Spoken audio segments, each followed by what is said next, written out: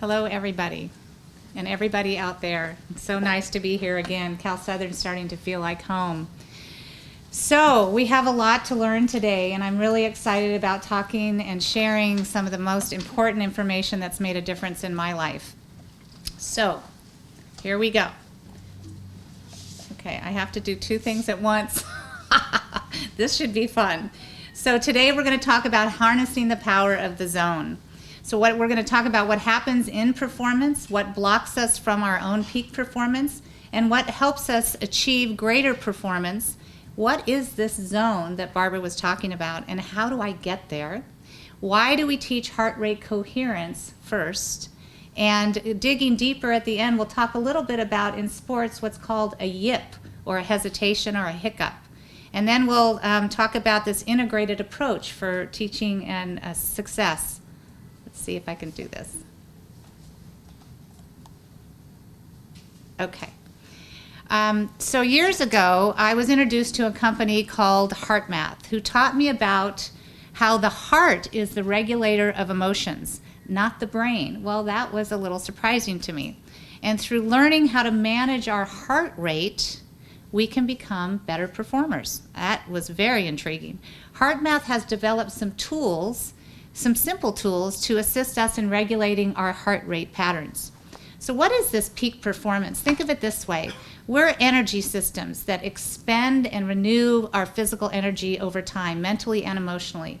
Resilience and optimal performance and health are grounded in the intelligent management of our expenditures. So the zone is where we're synchronized between the heart and the brain and the nervous system to create the smooth evenness that Barbara mentioned.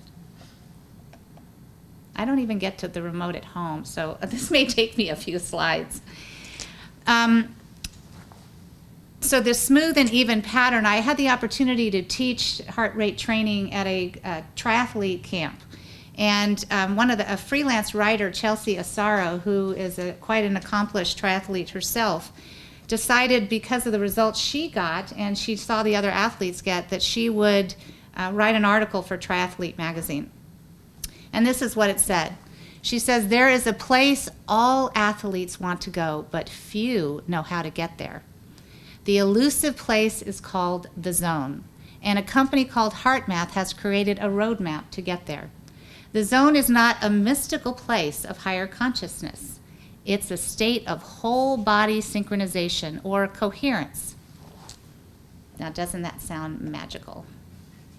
So athletes, what are you doing? You're pushing the limits. I'm in a room full of athletes right now, and sometimes it hurts, and sometimes it helps. Pushing the limits means to stretch or to grow or go beyond where you formerly were. And that means mentally, physically, emotionally, and sometimes there are growing pains. So who looks stressed in these pictures? Well, negative or positive, stress is still stress, right? Performance is stress. No matter what you're doing, the key to success is figuring out how to manage this stress. So what is this stress? Let's define it. Stress just means change, going from one place to another. It can be positive or negative. Stress is bringing about change. And the stress reaction is what we do with that change. So any type of performance, like speaking or being a student, can be stressful. Peak performance simply means it's the best you can do at that time.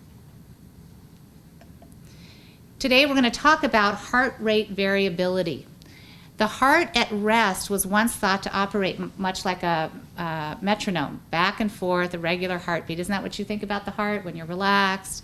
Scientists now know, rather than being this monotonous, regular rhythm, it's really got some variability to it. That's a natural beat-to-beat variation. In the heart is called heart rate variability. So that's what we mean. It's irregular and constantly changing. That's normal. So why is heart rate variability important?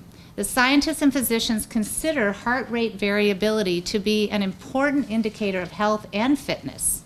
It's a marker for physiological resilience and behavioral flexibility. It reflects our ability to adapt effectively to stress and environmental demands. Now, if you're an athlete who performs outside, there's always some kind of environmental demand. Heart rate variability is, remember, the indicator of health and fitness. So, what's the zone? What's it look like? Let me sync up here. There it is. It's a smooth and even heart pattern, which synchronizes the heart and the message to the brain. The message to the brain when you're in this smooth and even pattern, and I want you to notice something, the space between the beats is consistent and even. That's called coherence, heart rate coherence. The message to the brain is then to focus. It's not going to that fight or flight mechanism. It's to push and to have greater performance. So high levels of resting heart rate variability are associated with superior performance tasks like concentration and in our executive function. The students will be happy to know this. Heart rate variability is especially in the heart rate coherence zone can be manipulated in order to improve our thinking. Now let's look at the science a minute behind this heart rate coherence. Remember, it's not from the brain to the heart that we need to send the messages, it's from the heart to the brain. Most of us have been taught that the heart simply just takes orders, right? That was like when I grew up, we just took orders, right? It's not as commonly known that the heart actually sends more signals to the brain than the brain does to the heart, about 60 times more signals. The heart signals have this significant effect on the brain, and I like to think of it as rebooting that fight or flight mechanism into balance.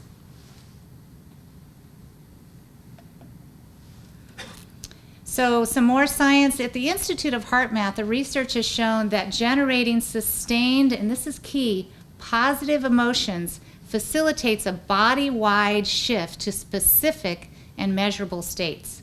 When you saw that heart rate zone, that was a specific and measurable state. The term is psychophysiological coherence because it's characterized by an increased order and a harmony both psychologically, emotionally, and mentally, and physiologically in the body responses. So remember that term, psychophysiological coherence. That's your state of optimal performance. So the key is heart rate coherence and positive emotions have to do with mental toughness. It's not just a breathing technique. Heart math tools focus on this intentional generation of a heartfelt positive emotion, and this emotional shift is a key element of the techniques that we're going to learn. Mental toughness begins in the heart, okay? I once met an ultra marathoner. I was walking across a parking lot, and she and I began to talk. Ultra marathon, really? That's like 50 plus miles. There's some people in this room who have done marathons, but ultra marathon. So I thought, I wonder what she does when she hits the wall. You know what the wall is? I wish you guys could see some of these faces. The wall is where I just can't keep going. I can't do one more thing. I'm never going to make it. And all the feelings in the body that go along with that. So I said to this woman who is a top level athlete, what do you do when you hit the walls? Because I figure ultramarathon, you got to hit more than one, right?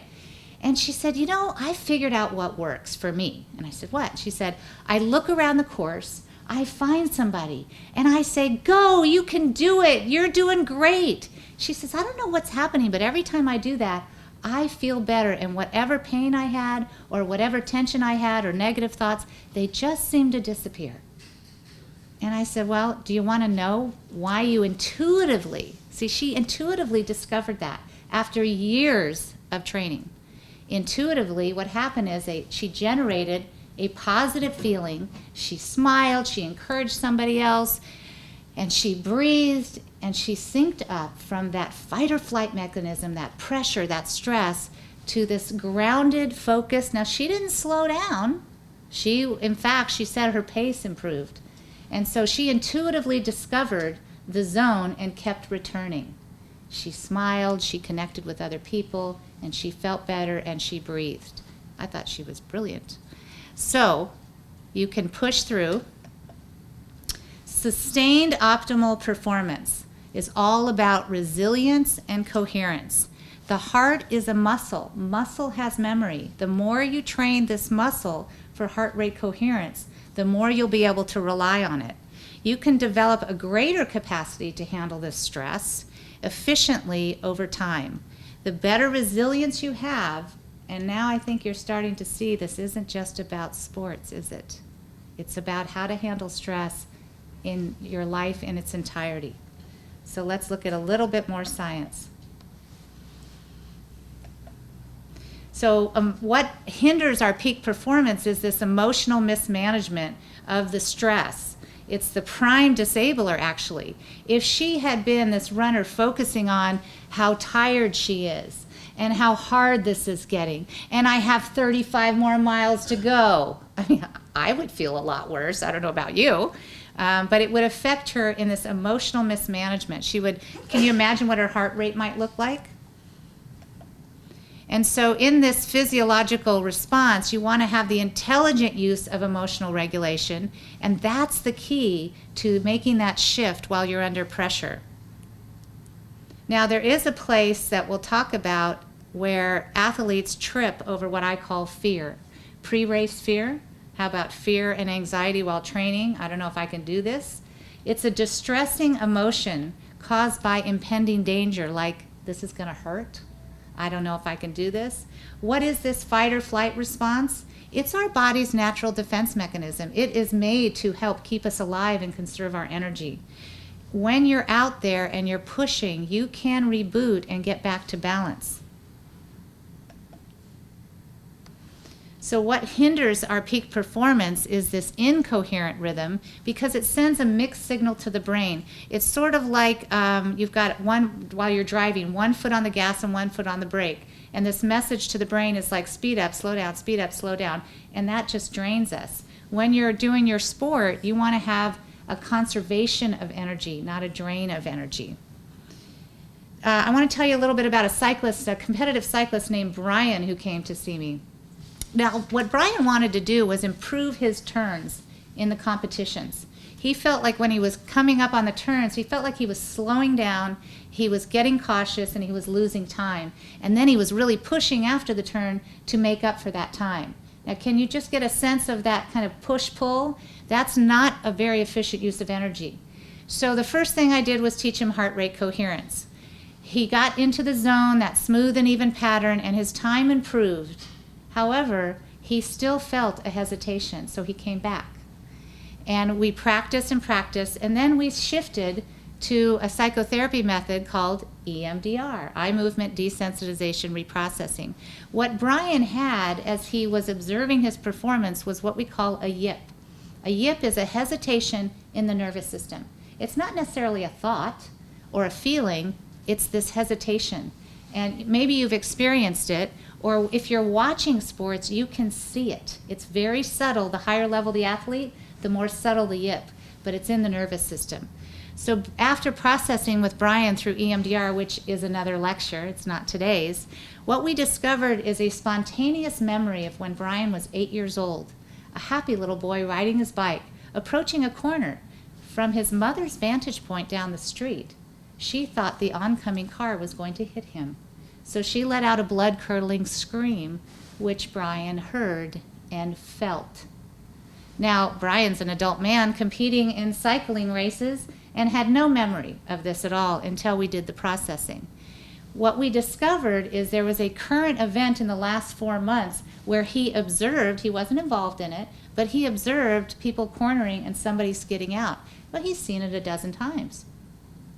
But for some reason, all the variables came together, and that event currently triggered the body memory of his mother screaming and him doing this.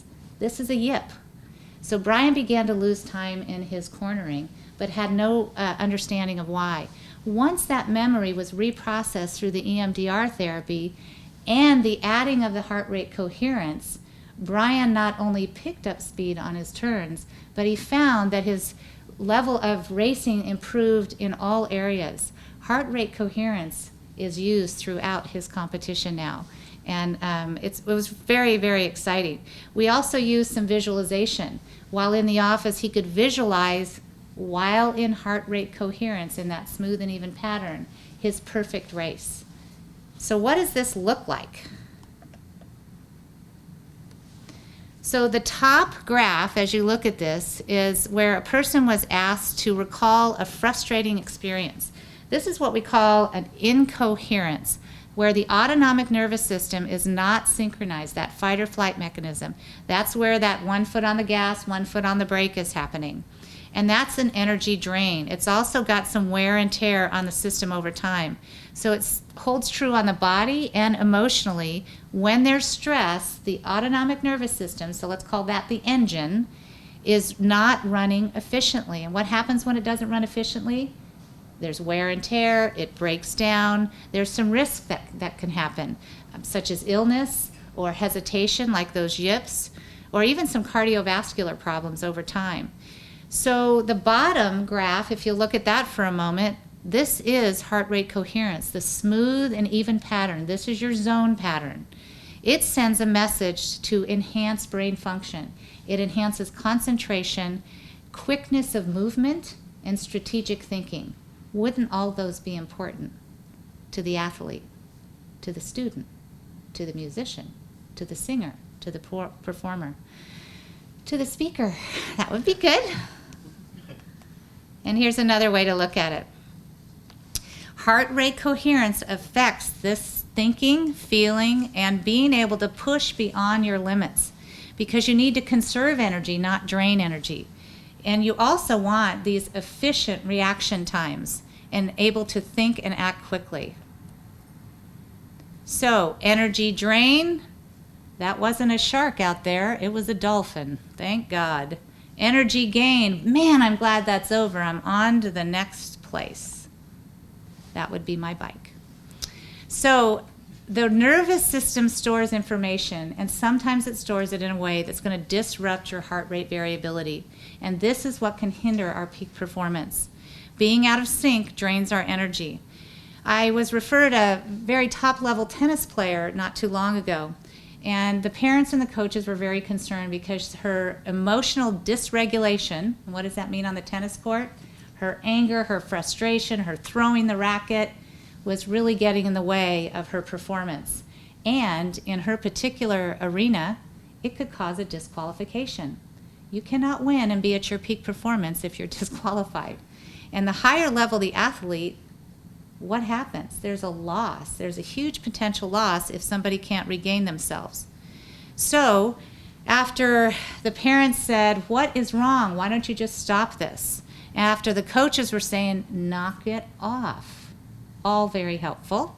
After heart rate coherence training, she began to have these tools to regulate herself in the moment on the court. Inner confidence, it's very empowering to be able to shift your emotional state in the moment. She improved dramatically, and it was noticeable to everybody. So research at the Institute of Heart Math was shown that one of the most powerful factors that affect our heart rhythm is our feelings and emotions. So now I bet you're going, okay, but how do I do it? How do I do it? In its simplest form, and I will say simplest form today, there's 3 easy steps. So for right now, take a moment. Do you remember when you're learning your sport and you're told, focus on the muscle, like when you're lifting, right? Bring your attention to the stroke in your pedal or the stroke in your swimming. Bring your attention to it. What does that do? That shifts your attention, you're letting go of thoughts, and what you focus on regains a sense of strength. So heart focus, if you'd like to walk through this with me just for a moment, shift your attention to the middle of your chest. And don't hit your mic when you do it. Heart focus, and then begin to take a heart breath. Feel the rise and fall of your chest. Heart focus, heart breath. And then here's the other key to heart rate coherence. Think of something in your life you're grateful for. A positive sense of gratitude. Once you've got it, let go of the thoughts as if they're just going by, and bring that felt sense of gratitude to your heart. And breathe in this heartfelt sense of gratitude. Now, if I had the opportunity to hook you all up to the technology, you would see your heart rhythms beginning to smooth out. And maybe you even feel a little different right now. So, we'll talk some more about this coherence training for athletes. Beginning with heart rate coherence training is the tools that I found to be the first thing out of the gate. The swimmer in triathlon training, I was at this camp teaching, and in swimming, when we're training, you have a warm-up set, a main set, and a cool-down set. Warm-up set, cool-down set, no big deal, great to be in the water. The main set is where the coach tells you how far you're going to go and how fast it should take you. And it's very stressful. Everybody gets a little anxious before the main set. So I taught everybody heart rate coherence, and I gave them, everybody visualized a color that they considered their color of confidence and power, and they set out to do their main set. One of the ladies ahead of time said the hardest thing for her on the main set was at the last 100 meters, she just started to fade. She said, I just wish I could push through, I just fade. So I said, okay, when you're getting close to your last 100 meters, focus on your heart, see your color, and go. Well, of course I was watching, because in sports, when you help people, you can see if it's working or not. And it was absolutely amazing. Through her whole career, she was fading at the end. This particular time, the next thing you know, you saw her take those last 100 meters faster than she had all the other 100 meters. And the coach and I looked at each other, and then she came out of the water. She jumped up. She said, this works. And it's so intuitive. Now she has a tool. She knows now that she can get beyond her former belief of fading in that last 100 meters. And she actually had her best time ever. That was fun. The other thing that happens is it felt effortless. If you're in heart rate coherence, you've been in the zone in your life, whether it's athletics or something else. It feels effortless, doesn't it? You know when it kicks in.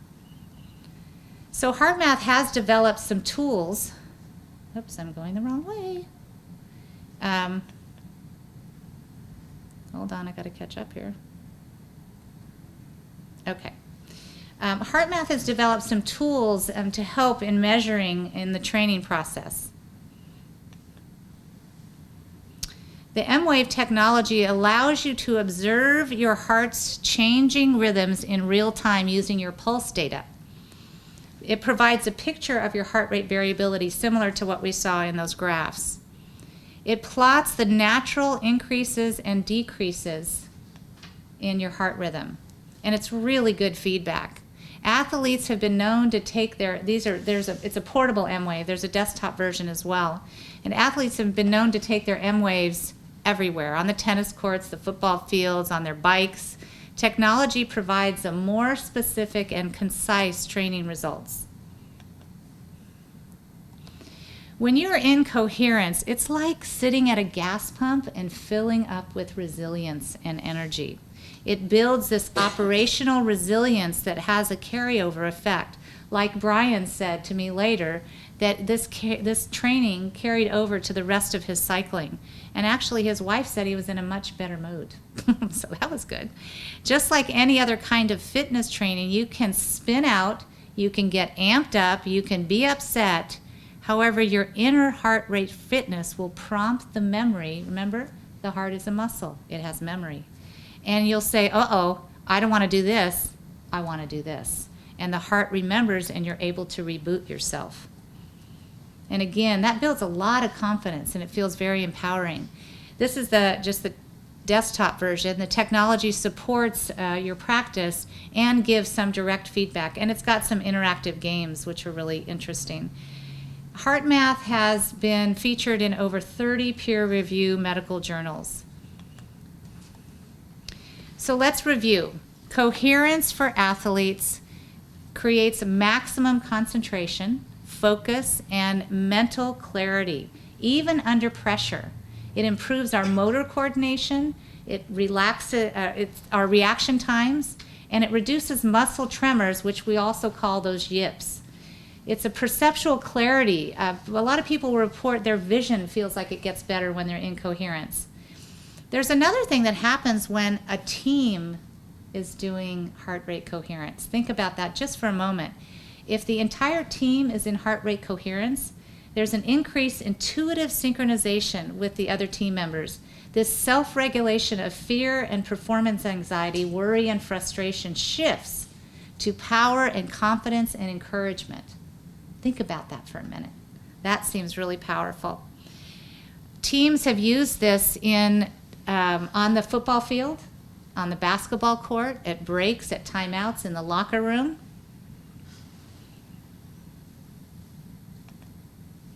So the following world-class athletes have improved their performance as a result of coherence training. I remember getting into this field and wondering, why are we not teaching mental toughness training? I don't see it taught consistently like other types of training.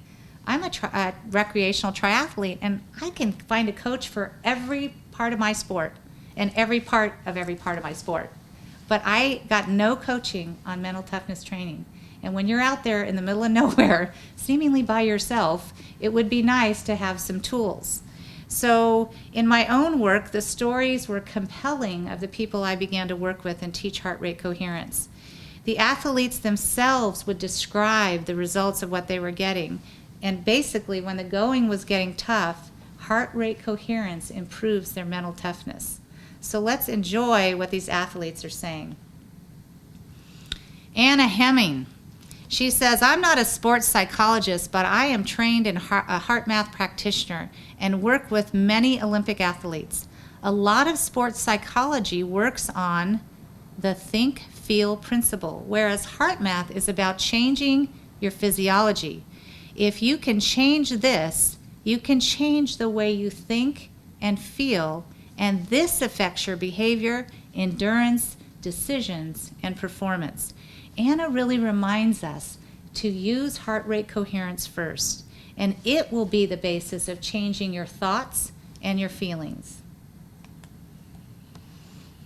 Now, this is a marksman, okay? And she says shooting is a sport where heart rate is very important. While aiming the rifle, sportsman focuses on firing between heartbeats. Wow.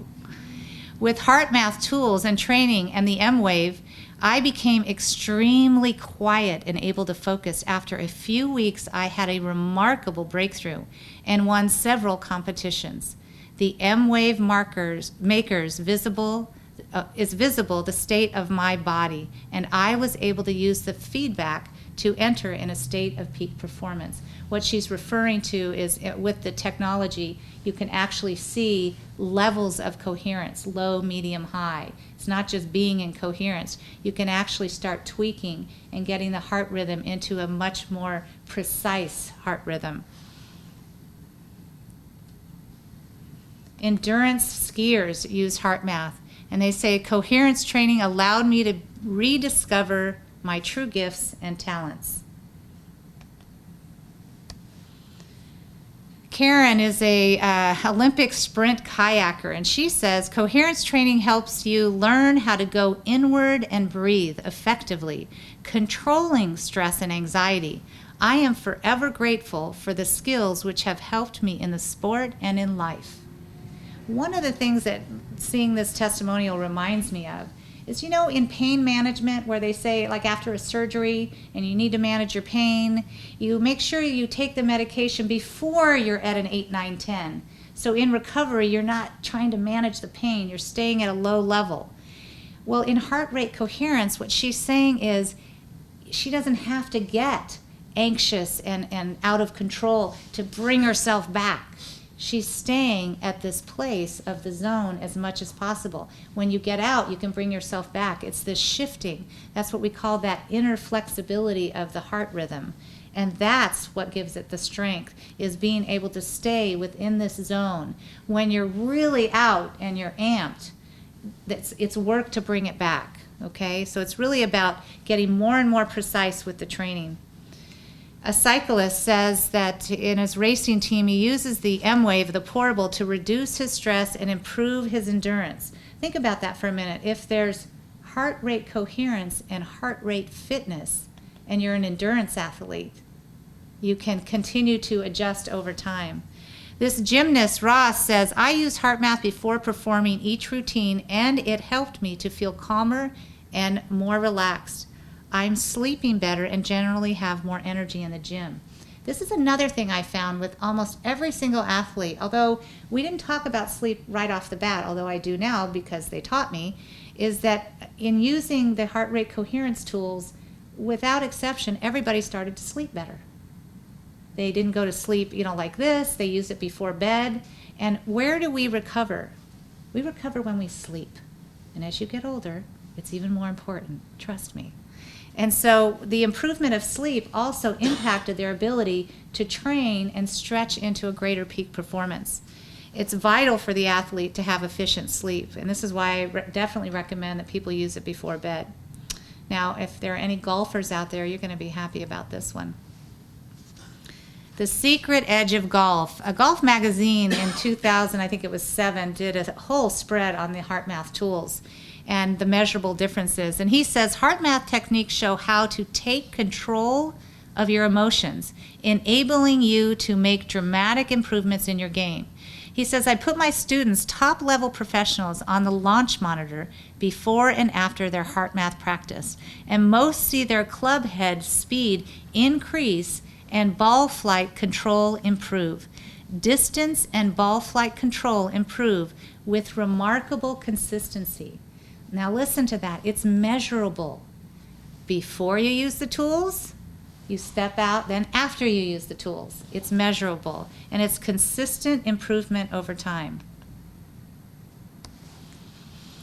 And Laird Small, the director at Pebble Beach, in the Golf Digest in 2007 article, he says, I found in my life, using the M-Wave, that I am able to get into the zone and stay in the zone.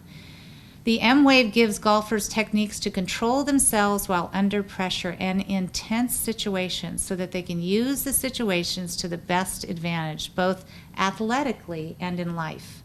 This is important for high performance. Are you starting to hear this generalization in athletics and in life?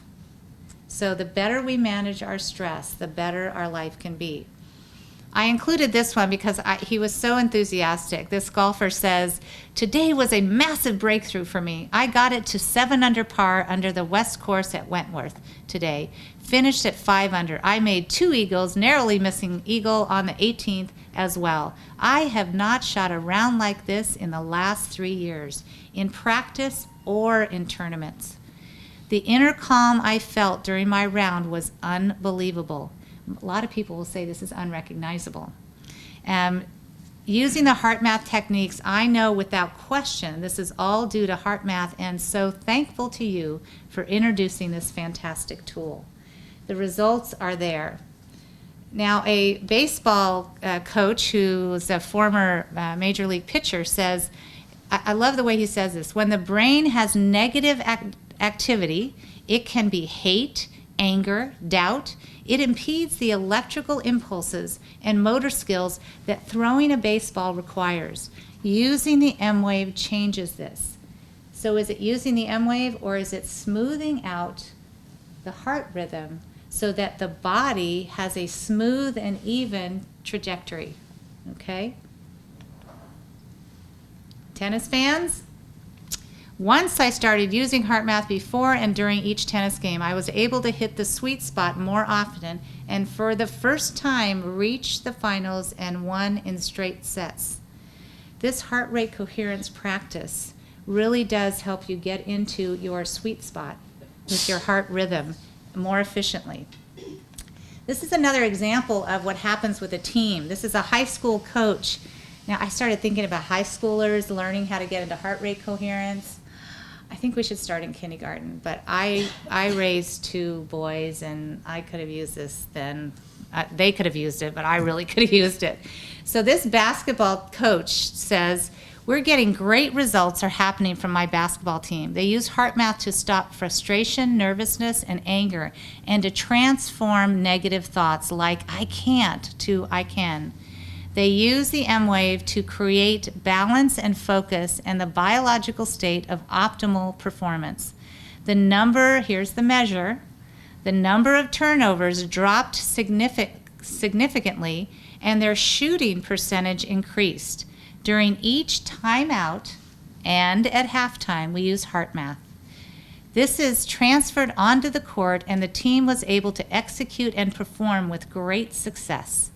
This team coherence translated into wins on the basketball court, and we ended the season with 15 wins, 1 loss, a new record. Can you imagine? Now, we can't leave out football, or I wouldn't be able to go home. So Billy Cundiff, a kickoff specialist and place kicker, he says, not only were my mental skills continually improving, but they were working in game conditions, not just practice. Here's a key. When they say game conditions or tournaments, that's where the pressure's up, right? So when I follow the program, he says, I was killing the ball and having a great time doing it. People in general don't deal with stress well. Moving forward, stress will be the least of my worries. If you ever see one of my games live, just watch me on the sidelines. My personal M-Wave will be getting plenty of use. So, let's do a little review. Teach first things first, heart rate coherence. Your heart really does have the answer. Remembering that the heart is a muscle has memory, and you can train it. By training in heart rate coherence, you can increase your awareness of how your thoughts and emotions affect your body. It'll teach you how to effectively get into the zone for that optimal performance. It increases self-confidence and self-control, and it improves focus and stressful training and in races. So basically, when the going gets tough, you can go somewhere that makes it easier and more efficient. Now, I certainly don't want to leave out one of the most important peak performers. How about the student? Studying, performing, taking tests, writing papers, trying to figure out all the online stuff. This young man got referred to me. That's actually not him. He did wake up when he came into my office. No. He had a moderate diagnosis of attention deficit disorder, and he had to go into the MCAT studying for his medical school entrance exams. He had some weeks to go, and he was studying 6 to 7 hours a day. After 2 weeks, he reported fear, anxiety, he wasn't sleeping, he had dark circles under his eyes, and he was getting scared because he felt his comprehension had hit the wall, had peaked out.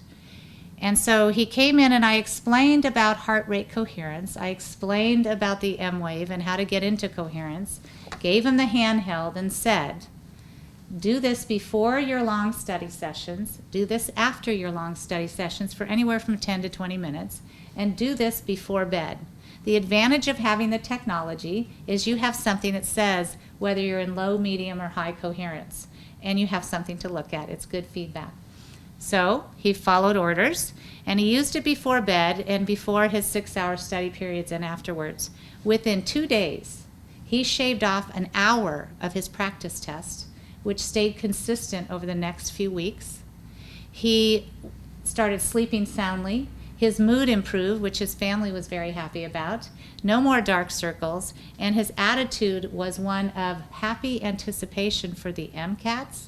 That was a little weird, but the results remained consistent. He took the M-Wave into the parking lot before the MCAT exam, got into coherence for about a half an hour, and then found himself spontaneously breathing throughout the exam. He still shaved, kept that hour shaved off. And the good news is his score was remarkable, even better than he had anticipated. All he needed was some heart rate coherence training, and that rebooted him. And remember, it wasn't a one-shot deal. He continued to use it over time. Heart rate coherence is a state of optimal learning. It's been shown that we have better comprehension when we're in heart rate coherence. You hear that, students? There is something that I add to heart rate coherence training when I work with athletes in particular, and that is visualization. So we do know that when we visualize, what's the old saying? We can actualize. So when you work with athletes, of course, it's an integrated approach. You add keys to this heart rate coherence training. You visualize the perfect performance. Even the student, visualize passing that test with ease in your perfect state. And you visualize it while you're in heart rate coherence, over and over again. So your pictures are your performance. I don't know if you know, and I have no idea how somebody figured this out, but 45 to 90,000 thoughts and mental pictures a day. So your performance is going to go in the direction of your most predominant thoughts and pictures. And for Brian, there was a hesitation in his thoughts and pictures. And remember the old days when they used to show, like, let's say football after a game, they'd show all the mistakes? Yeah, that was great because it was a teaching tool, right? We don't do that anymore. We show the mistakes for a learning opportunity, but always end with the perfect play. Always end with the perfect performance. And imagine what would happen if those teams were getting into heart rate coherence together while they were watching the perfect plays. I don't know. I'm waiting for the NFL to call me. So blending zone training with visualization and positive emotions really can help you focus on what you want and what you want in your performance, and it'll activate that memory. Remember that the mind doesn't know if it's real time, real doing it, or really in your mind. And so just some keys to visualization, just to remember, what you do when you visualize is you picture yourself succeeding. In real time, you're in your body, okay? You're looking through your own eyes at this picture. You're seeing it, you're feeling it, and you're saying it to yourself. And you're breathing in the feeling and the felt sense of success while you're in heart rate coherence. Now, remember the power of our thoughts, whether they're negative or bad thoughts, they have the same psychological and physiological response that real life experience has. But so do positive memories and thoughts.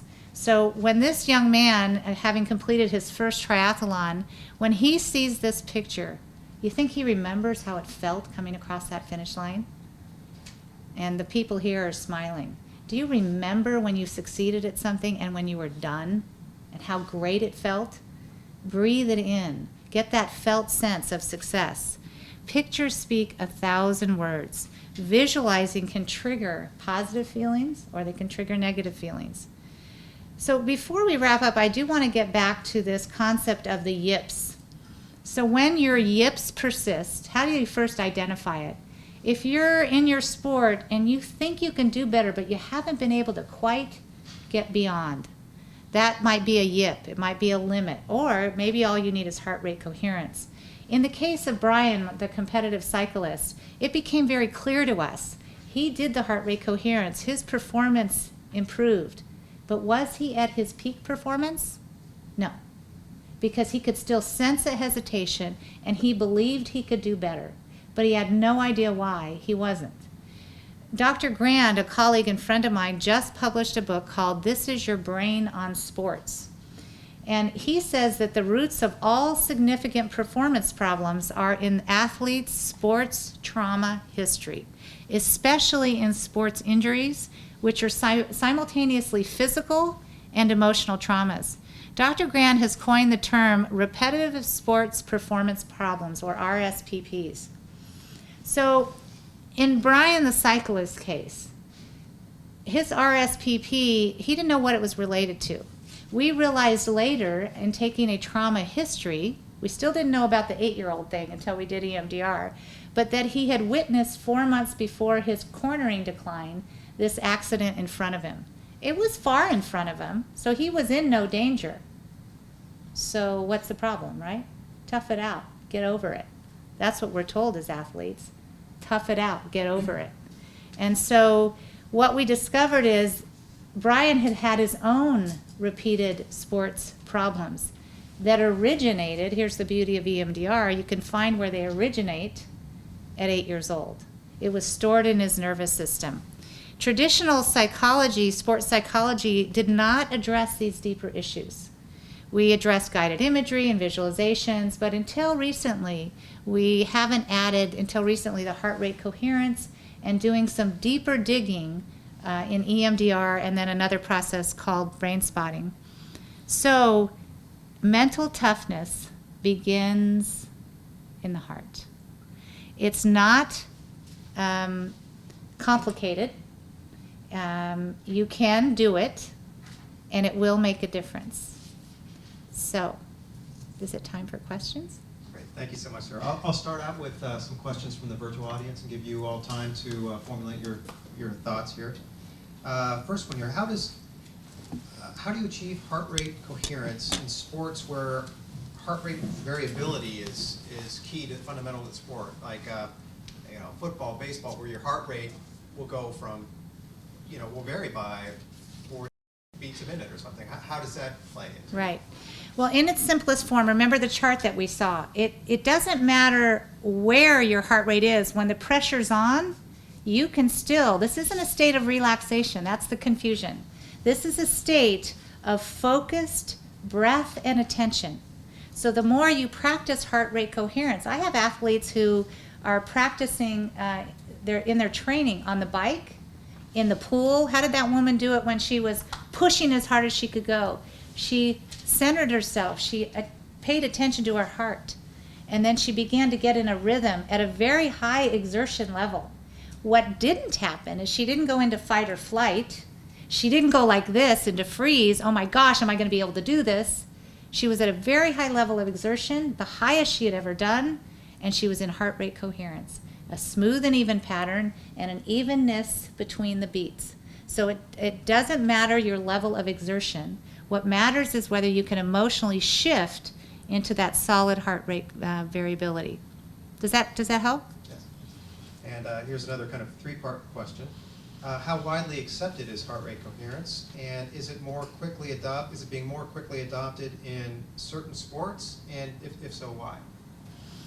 Well, I really think I don't know how widely accepted it is, because every time I teach it, people are like, what? Really? This is so interesting. And then I meet other people who have been doing this for a long time, like some of these athletes. So it's spreading rapidly. The research behind it is very solid. I actually just got a call from somebody at a medical school who wanted me to come teach this at the sports medicine club on campus. And so these young doctors get that heart rate variability has a lot to do with handling stress and our ability to get beyond our peak, our recent peak performance. So I don't know. I'm trying to spread the word. And a lot of questions on its broader application. So I'll combine a couple questions into one here. Does this potentially have application? I think I actually saw it come up on one of your slides. Does this have application to injury recovery? And another question came in about, do you utilize some of these techniques in other aspects of your practice outside of performance coaching, like perhaps depression, trauma, insomnia, relationship issues? Okay, so the first one? Injury recovery. Injury recovery. Okay, so there has been some research out of the Institute of Heart Math about pain tolerance and being in heart rate coherence. What I have found consistently is heart rate coherence. When you're in the zone, your pain can go from an 8, 9, 10 down to a manageable 4. Remember what we're talking about in the energy system. So your system is synced up, it's running more efficiently. You don't have to be in fight or flight. The cortisol, adrenaline is not getting dumped into your system. So if you're running more efficiently, you can manage pain and injury more efficiently. You can rest more solidly. What do we do when we have injury? Oh, darn it, it's going to mess up my race. What's going to happen now? I can't train. I've done this before, can you tell? No, you get into heart rate coherence. You can continue to train in ways that will help speed up your recovery. And the other question was, do I use this in other forms? Practice, yeah. Yes, I actually had the honor of working with Heart Math and writing the Heart Math guidebook and working with trauma and post-traumatic stress disorder. This heart rate coherence training, getting in the zone for people who suffer from traumatic, post-traumatic stress, is very empowering. People come in with flashbacks, they're a hyper-vigilant nervous system, they're in a constant state of fight and flight, which is an energy drain. You begin to teach them how to get into heart rate coherence, and they actually feel right away that there's something they can do to reboot. And they can do this all the time. I have people who suffer from lots of anxiety and that are not just athletes, but other anxiety disorders, who keep their M-Wave in their car, in their briefcase. It's been very rewarding to see what this can do in a variety of contexts. When we're doing traumatic emotional processing with EMDR, eye movement desensitization reprocessing, it can be there can be some points of emotional dysregulation. It can be very heightened sense of emotion. I always start with heart rate coherence training, because then the person knows that they can downregulate themselves wherever they are, whether they're in the office, out of the office, and it's a very confidence building and powerful experience. Sleep disorders, I work with a lot of first responders, whether they're veterans or cops or firefighters, and their heightened sense of fight or flight, they're just used to it. Their level, they're up here. They're not like the rest of us. They're used to a hypervigilant state. But when they lie down to go to sleep at night, it's not always easy. And so teaching them heart rate coherence, peak performance mental toughness training, then they can downregulate and reboot, because once we're rebooted, then we're more efficient. And so you wake up more rested. And then I ask people too to do it in the morning before you get out on your day. Okay, so yes, it's really used across the board. Great. I'll take one more from the virtual audience, and I'll turn to the live audience here. Question about rebooting in quick-moving sports, especially contact sports. Football comes to mind, they say, where I think they're getting at, say there's contact, and that obviously anger, frustration is going to happen as part of the game. And then, but there's a next play that's going to occur in about 30 seconds. Right. How do you work with players in sports like that? It's very exciting to work with a variety of athletes, because each sport has a unique place that you can reboot. And you really have to discover it within the athlete. The football players, there are times they're on the sidelines, right? And they're like this. But when they're getting into their heart rate coherence, as you saw that one kicker, also in between plays.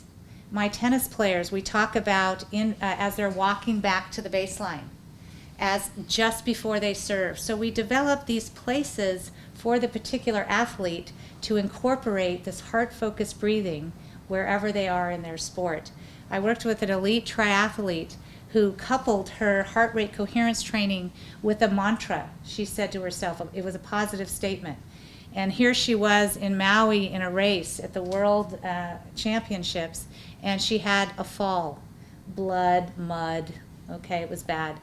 She got up, got her mantra going, got her heart rate coherence going, and she made up the lost time and took first place. She had a tool in the moment of pain and needing to have full exertion to make up the time and take first place. And that was the tool that she used. Great.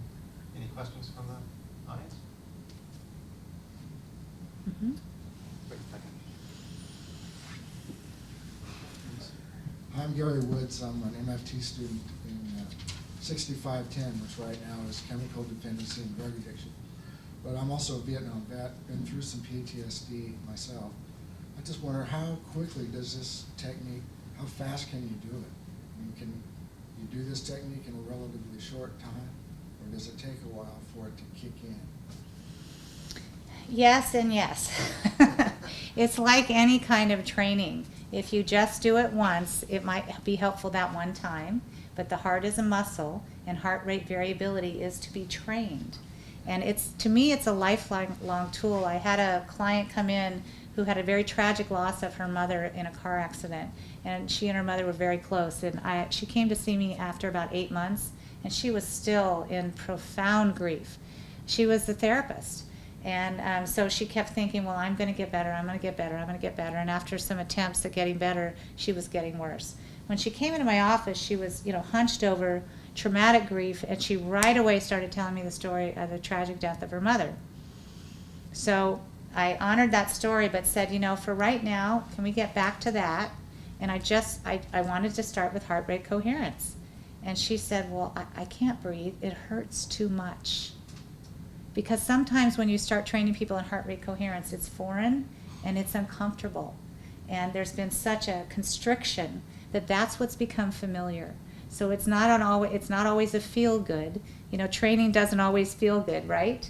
And so she said, I can't do it. I said, okay, well, why don't you keep telling me the story, but just for now, place your hand on your heart. And so she said, I can do that. Heart focus. That was the first step of the 3. She began to continue the story of the tragic death as she kept her hand on her heart. And as she started the story and continued, I watched her breathing begin to shift just by having her hand on her heart. And by the end of the session, she still had her hand on her heart. I guess I should have told her to take it down, but I didn't want to. She was walking out of the office and she turned and said, nothing will bring my mother back, but maybe I can breathe again. I haven't breathed in 8 months. She walked down the hall, and I happened to be able to see how she got in her car, and she still had her hand on her heart. So I always teach it first. It's the first place to go. It's the best place to go. And the more you do it, the easier it's going to get. Now, when you're suffering from trauma, it's a skill that you can take with you in between sessions, which gives me a lot of reassurance as a trauma specialist and helping people move through some of these traumatic memories, because it's not comfortable. And it's a big relief to me to be able to provide this teaching and this tool. And actually my clients, initially my trauma clients taught me. They came back and they were using it. They call it that breathing thing. They don't care about the science behind it. What they care about is, this works and I felt better. Okay, so let's keep building on that. So great question. And urges, you mentioned addictions. Heart rate coherence, have your urge, get into heart rate coherence and see what happens to the urge. It's really interesting, okay, because it shifts. It shifts that emotional shifting. The message to the brain gets out of fight and flight. And so oftentimes the urge will diminish significantly with just enough time to get you to the next place. Thank you. Just a couple more. One student wonders what roles, other factors that affect heart rate might play. Do you discuss nutrition, hydration, weather? Absolutely. Heat? Yeah. Yes, yes, and yes. Although I am not a nutritional expert, and I'm certainly not a weather expert, but you know, when you're an athlete and you're out there, things can change in a moment. That picture you saw, the triathlete with the energy drain, energy gain, she really did think she saw a shark. And it was a fin out there in the water. And it was that first glance, it was like, and then it was a dolphin, which is a little more reassuring, but you know, and it continued to, it kicked her into this fight or flight mode because she was already at a level of exertion. And so coming out of the water, running up the ramp, getting through the timing, getting to the bike, she was still like this. She didn't know heart rate coherence at the time. She would have been able to reboot herself coming in the water and out of the water, so that by the time you go to the next event, which is the bike, that you're synced up again and it's like a fresh start. I have just 2 more questions here. Are there certain sports or activities, in your opinion, that you find are particularly susceptible to, where the athletes are particularly susceptible to yips? No, because I work with so many people from different sports. It's interesting, when you take a sports history, a lot of athletes start very, very early, maybe in a different sport. And they've had interactions with coaches, with parents, with fellow athletes. So some of the yips can be memories stored early on in decisions that were made, or injuries. Injuries are a big thing. You know, our bodies weren't meant to, I worked with a gymnast who was the top of the pyramid, and then when she flips and she comes down, well, they dropped her once. I mean, your body's not meant to like just fall and completely trust that you're going to be caught. And she had that body memory, although mentally she goes, oh yeah, that happens. So if you talk to her, it looked like it was nothing. But when she talked about the routine, you could see this little subtle yip. And that's when we moved into the EMDR. Although she's now doing heart rate coherence while she's standing up at the top of the pyramid, way up in the sky, and before she comes down. So it's very interesting. It can be used in all different sports. It's really about the history of the athlete, about the yips. Okay, the last question I have is from our audience, our virtual audience.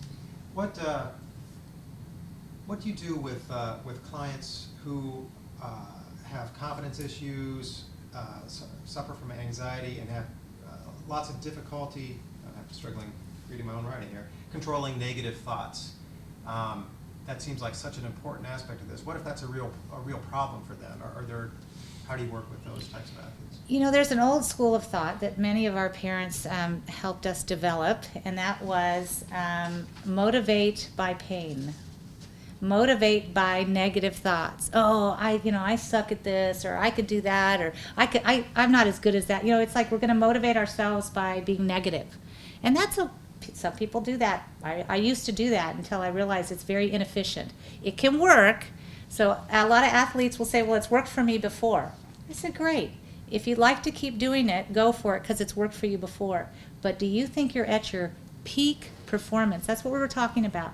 We're not just talking about any performance. Are you at your peak? Brian the cyclist competitively was doing great. He should have just been happy, right? But something inside said he wasn't at his peak performance. And so I want to quickly also say, somebody asked about nutrition and hydration. A lot of times when I'm working with somebody and they're in the red in the technology, which means low coherence, and even generating the positive thought and feeling is not shifting into a higher level of coherence, I've discovered, because my clients teach me a lot, I give them a glass of water. And it's so interesting how many of us are dehydrated and we don't even know it. A glass of water, back to the coherence training, and they move forward. The other thing that works about 80% of the time. 99% of the time to shift into a higher level of coherence is bringing the positive feeling, the felt sense of gratitude into the breath. Now, when you're out on the field, football, running, we have some runners here, and you're hitting a wall, and you smile and say, I can do this. I've done it before. You start remembering when you've done it before. You generate, while you're at a high level of exertion, a positive feeling. Your heart rhythm gets into a smooth and coherent pattern, and something happens and you're able to push forward. That's that resiliency that happens.